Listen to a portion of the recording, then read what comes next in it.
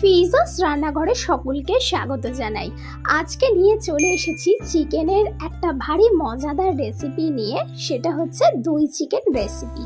আজকে আপনাদের সঙ্গে শেয়ার করতে চলেছি দই চিকেন রেসিপি, তাও আবার ঘরোয়া উপকরণ দিয়ে, আর কত সহজেই হয়ে যায় সেটা আপনারা এই ভিডিওর মাধ্যমে দেখে নিতে পারবেন।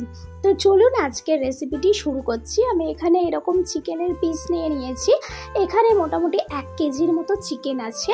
আর এখন আমি এখানে একটু ম্যারিনেশন করবার জন্য দিয়ে দিলাম 1 টিস্পুনের মতো গোলমরিচ গুঁড়ো, আর স্বাদ মতো লবণ একটু দিয়ে দিলাম। আর দিয়ে দিচ্ছি 1 টেবিল চামচের মতো রসুন বাটা, 1 টেবিল চামচের মতো আদা বাটা। এবার সমস্ত উপকরণগুলো চিকেনের মধ্যে খুব ভালো করে মাখিয়ে নিচ্ছি। খুব ভালো করে ম্যারিনেশন করা হয়ে গেলে আমি এটাকে মোটামুটি আধ ঘন্টা থেকে 1 ঘন্টার জন্য ছেড়ে দেব রেস্টে। 1 ঘন্টা পর ফিরে এলাম। কড়াইতে দিয়ে দিলাম সাদা তেল, আর তেলটা খুব ভালো করে গরম করে নেওয়ার পর এখন এক এক করে চিকেনগুলো কড়াইয়ের মধ্যে দিয়ে দিচ্ছি। প্রথমে চিকেনগুলোকে আমি ফ্রাই করে নেব। তো কড়াইয়ের মধ্যে অল্প করে দিয়ে দিয়েছি, আবার নেক্সট আরেকটা ব্যাচে ভেজে নেব। তো এক পিঠটা হয়ে গেছে, এখন আস্তে আস্তে উল্টে দিচ্ছি যাতে দুটো সাইডই খুব ভালো করে ফ্রাই হয়ে যায়। মোটামুটি 40%-এর মতো চিকেনগুলোকে ফ্রাই করে নিতে হবে। রেসিপিটি যদি ইউটিউব থেকে দেখে থাকেন তাহলে চ্যানেলকে সাবস্ক্রাইব করে পাশে থাকা বেল আইকনটি প্রেস করবেন, যাতে সবার প্রথমে নোটিফিকেশনটি আপনার ফোনে পৌঁছে যায়।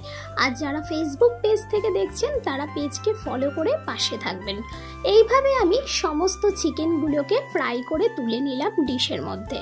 এখন একই তেলের মধ্যে আমি দিয়ে দেব কিছু গোটা গরম মশলা। এখানে নিয়েছি 5টার মতো এলাচ, আর দিয়ে দিচ্ছি 4-5টার মতো দারচিনি, আর দিয়ে দিলাম 2টো শুকনো লঙ্কা।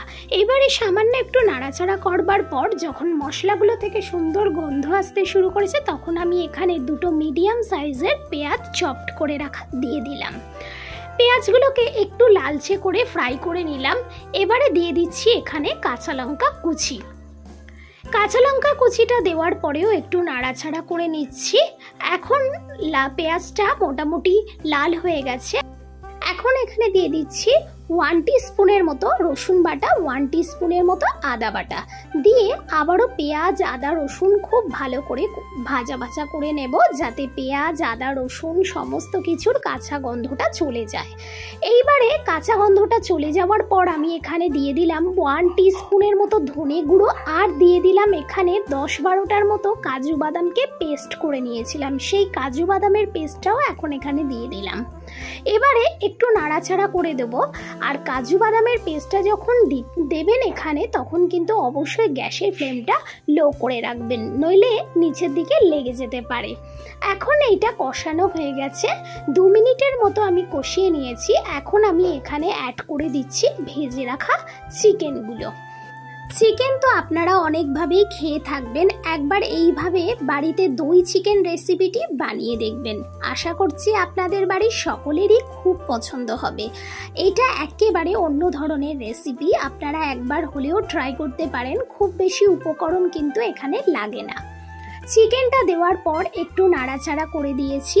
এখন দিয়ে দিচ্ছি স্বাদ মতো একটু লবণ, দিয়ে আবারও নাড়াচাড়া করছি। লবণটা দিয়ে দিয়েছি। এখন কিছুক্ষণের জন্য ঢাকা দিয়ে রান্না করব। এই ফাঁকে এই কাজটা আমি সেরে নিচ্ছি। এখানে নিয়েছি দই 100 গ্রাম। এখন দইটাকে ছোট একটা হ্যান্ড উইক্স দিয়ে ভালো করে ফেটিয়ে নিলাম। এখন 5 মিনিট পর ফিরে এলাম। চিকেনগুলো যাতে কড়ার গায়ে না লাগে তার জন্য একটু নাড়াচাড়া করে দিলাম। 5-10 মিনিটের ওপর রান্না করে নিয়েছি চিকেনটাকে। এখন আমি দিয়ে দিচ্ছি এখানে ফেটিয়ে রাখা দইটা দিয়েও আবারও ভালো করে নাড়াচাড়া করে দিচ্ছি। এখন দইটা দেওয়ার পর মোটামুটি আমি আরও 10 থেকে 15 মিনিটের জন্য রান্না করে নেব। 10 থেকে 15 মিনিটের জন্য রান্না করে নিয়েছি। এখন আমি নামাবার আগে আগে কিছু মশলা অ্যাড করছি। এখানে দিয়ে দিচ্ছি সামান্য পরিমাণে কাসুরি মেথি, আর দিয়ে দিচ্ছি শুকনো খোলায় তেলে নেওয়া জিরেকে আমি পাউডার করে নিয়েছি, সেটা দিয়ে দিলাম সামান্য। আর এখানে দিয়ে দিলাম বেশ কিছুটা পরিমাণে ধনেপাতা কুচি। এখন আবারও ভালো করে এদিক ওদিক করে চিকেনটাকে নাড়াচাড়া করে নেব। রেসিপি কিন্তু পুরোপুরি কমপ্লিট, একদম শেষ পর্যায়ে আমরা চলে এসেছি।